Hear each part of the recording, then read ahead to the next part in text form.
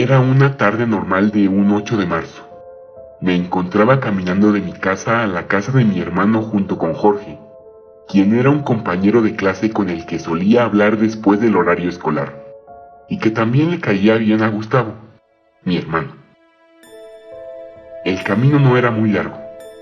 Tenías que ir en línea recta de la calle 13 a la calle 21, doblar a la izquierda y cruzar el viejo puente peatonal de la calle Iglesias enfrente del hospital. Después de eso tenías que seguir caminando a la derecha, y al cabo de unos minutos, llegarías justo enfrente del pórtico de la casa de mi hermano. Debido a la truculenta naturaleza del camino, Jorge y yo optamos por ir a pie. Íbamos platicando de cuánto odiábamos la clase de literatura. Pero justo antes de cruzar la intersección entre la calle 13 y el viejo paso peatonal, un automóvil pasó a toda velocidad y por poco me atropella, de no ser por la presencia de Jorge, quien me detuvo poco antes de estrellarme con aquel carro. ¿Estás bien?, preguntó Jorge. Yo le respondí que en efecto estaba bien. Sin embargo, no estaba seguro de lo que había pasado. Sentí como si alguien me hubiese empujado directamente contra aquel coche en movimiento, pero no se lo comenté a nadie, ya que asumí que había tropezado. Pasaron unos minutos en lo que nos repusimos del susto, y decidimos que era hora de seguir con nuestro camino, ya que empezaba a oscurecer, y el cielo presagiaba lluvia. Me iba incomodando un leve dolor de espalda que atribuía al jalón que me dio Jorge para salvar mi vida, pero no le di mucha importancia, ya que estaba contento de ver a mi hermano que regresaba de un largo viaje de un año a Nicaragua. Tengo que agregar que Jorge era el mejor amigo de mi hermano, y el mío también. Una vez que llegamos a la casa de mi hermano, reímos y tomamos durante un buen rato. Él nos contó muchas cosas acerca de Nicaragua y de su amable gente.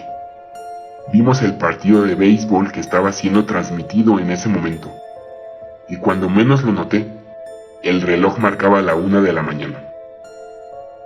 Era tiempo de regresar a mi hogar, ya que el día siguiente tenía que atender una cita con el notario para arreglar algunos papeles. Me despedí de Jorge, quien pasaría esa noche en casa de Gustavo, debido a la lejanía de su casa. Posteriormente me encaminé hacia la puerta. Antes de salir, mi hermano me hizo una advertencia. Me dijo que tuviera cuidado en mi camino de regreso, ya que la delincuencia estaba a tope. Yo sabía que el camino era muy seguro. Sin embargo, agradecí el consejo y me retiré. Era aproximadamente la 1:30 de la madrugada, cuando me encontraba justo a la orilla de aquel viejo paso peatonal, que para esa hora estaba totalmente despejado. Recordé la advertencia de mi hermano y crucé rápido. Me disponía a bajar cuando noté que una voz femenina pedía ayuda atrás de mí. Era una enfermera que probablemente daba servicio al hospital que se encontraba del otro lado de la acera. No sé cómo es que su presencia había pasado inadvertida cuando pasé por aquel lugar, ya que portaba un uniforme blanco característico de las enfermeras, y aún llevaba puesto el cubrebocas. Pero en ese momento no le di mucha importancia, ya que quería ayudarla. Seguramente había pisado mal, ya que el tacón de sus zapatillas se encontraba roto. Le tendí la mano para que se incorporara, y ella me agradeció muy amablemente el favor, y se retiró caminando en la dirección opuesta, un poco difícil por la ausencia de su tacón. Me disponía a bajar el puente cuando noté una silueta al final de las escaleras. Era la misma enfermera a la que había ayudado algunos metros atrás, la misma enfermera que había bajado por las escaleras opuestas hace algunos instantes. Giré mi cabeza para ver atrás de mí y poder dar crédito a lo que estaba pasando. Cuando volví a voltear, la enfermera se encontraba a unos centímetros de mi rostro y me dijo: «Gracias por ayudarme. Aquí está tu recompensa». Se desprendió del cubrebocas y me besó. No pude reaccionar a tiempo, y honestamente estaba disfrutando de aquel beso que duró bastante. Nunca antes alguien me había besado así. El beso acabó y ella inmediatamente sumió su cara en mi pecho y me abrazó fuertemente. Sentí que ese fue un gesto muy dulce, pero noté algo extraño. Su tacón ya no estaba roto, parecía como si nunca se hubiese caído. Así que le pregunté cómo era eso posible. Ella no respondió. A partir de ahí sentí cómo poco a poco ese abrazo se iba convirtiendo en una tenaza fría, la cual estrujaba todo mi cuerpo con una fuerza sobrehumana, hasta llegar al punto de no dejarme hablar. Pasaron unos minutos así, y justo cuando iba a perder el conocimiento, ella dejó de apretar, pero no rompió el abrazo. Entonces oí como una voz que no pertenecía a este mundo me dijo murmurando: «Oye, Adrián, ¿te puedo preguntar algo?». Yo aún no tenía fuerza para responder, y ella en un tono aún más lúgubre que el anterior preguntó: «¿Soy bonita?». Con la fuerza que me quedaba huí despavorido de aquella situación. No alcancé a ver la cara de aquella mujer, pero sabía que terminaría peor si me quedaba. Un poco más por instinto que por gusto, me encaminé hacia la casa de mi hermano.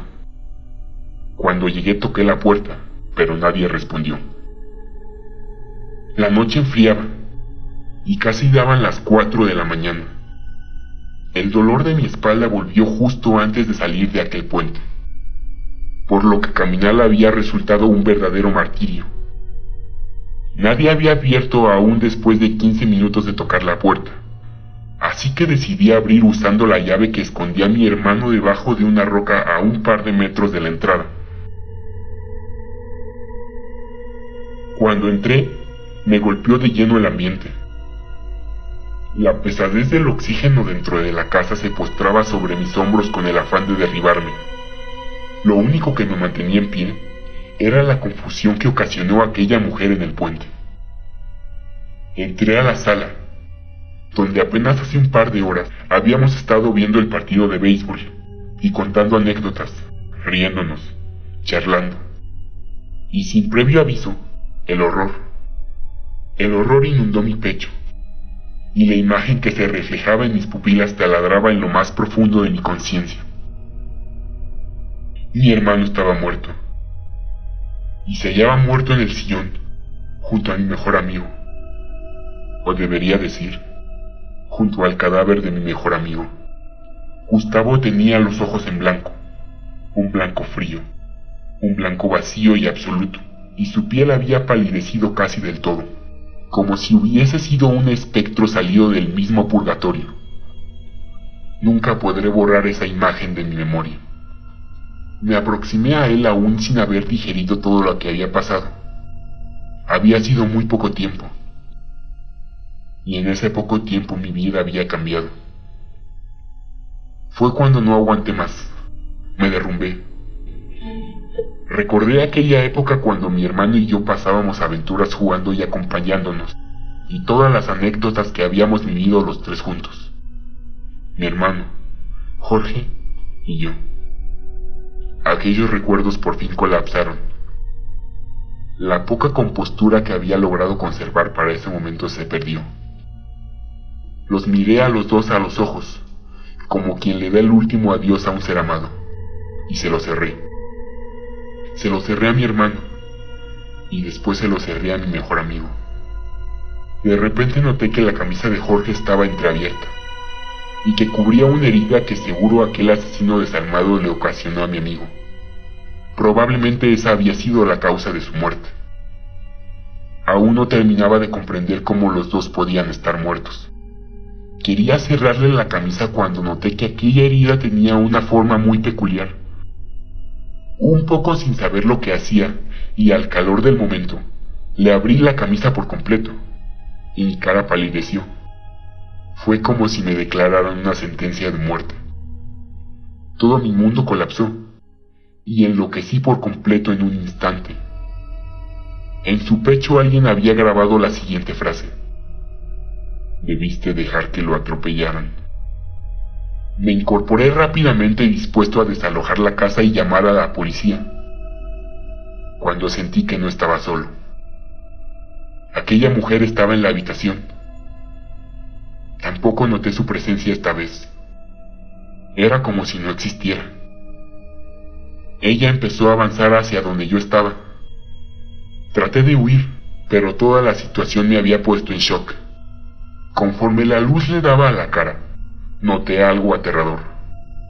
Su boca estaba rebanada de mejilla a mejilla. Era espeluznante. Me olvidé de cómo caminar por unos instantes. Pronto tenía su cara justo delante de mí, como la había tenido en aquel puente hace apenas un par de horas.